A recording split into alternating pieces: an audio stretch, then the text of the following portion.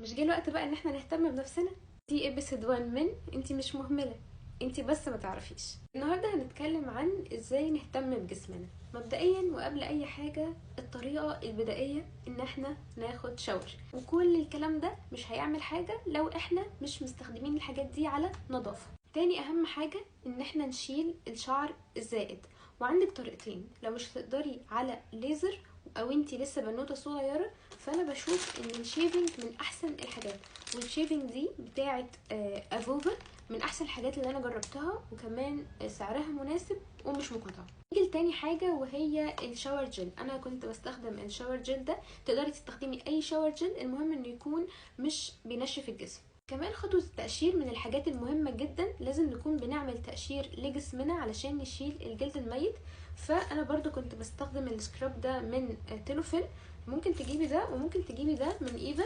الاتنين دول كريمي قوي، فهم مش بيكونوا هارش على البشرة، والحبيبات اللي فيها مش كبيرة. نيجي بقى لخطوة مهمة جدا، وللأسف في بنات كتير بتكسل عنها، وهي الترطيب.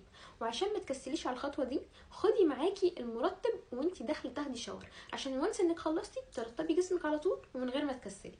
انا عن نفسي بحب استخدم البادي اويل ده من ليلاك، خطير يا جماعه، بحبه قوي. وبعدها برطب بالمرطب ده من تيلوفيل. والحقيقه انا كنت جايبه البادي لاين ده كله مع بعض، وكانوا عاملين اوفرز، وكمان انا هسيب لكم البرومو كود بتاعي لو حابين انكم تجيبوا حاجه من هناك. بقى لو عايزه ترطيب اكسترا، لو عايزه تبقي مزفلطه كده، فالبادي باتر دي من ليدي طبطب. حرفيا هي حجمها كبير جدا، بجد خطيره وريحتها حلوه جدا. اهم الحاجات اللي بتميز البنت النظيفه عن البنت اللي مش نظيفه هي الديودرنت. انا بستخدم ده من بيزلاين، وتقدري تستخدمي اي نوع تاني عادي، زي مثلا دراكون حلو، وكمان سعره مناسب ومش مقاطعه. ومفيش حاجه يا جماعه اسمها ان احنا نسيب الديودرنت 48 ساعه، حتى لو مكتوب عليه 48 ساعه.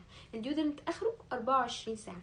تشطفيه قبل ما تنامي، وقبل ما تحطي اي ديودرنت تكوني منضفه جسمك كويس، علشان ما ينفعش يتحط على مكان مش نظيف. واخر حاجه، ودي خطوه اختياريه، وهي البادي سبلاش. بعد ما تخلصي الشاور بتاعك، رشتين بادي سبلاش علشان تفضلي محافظه على ريحه حلوه. طب وبالنسبه لايدينا ورجلينا، ده بقى اللي هنتكلم عنه في الابيسود اللي جاي.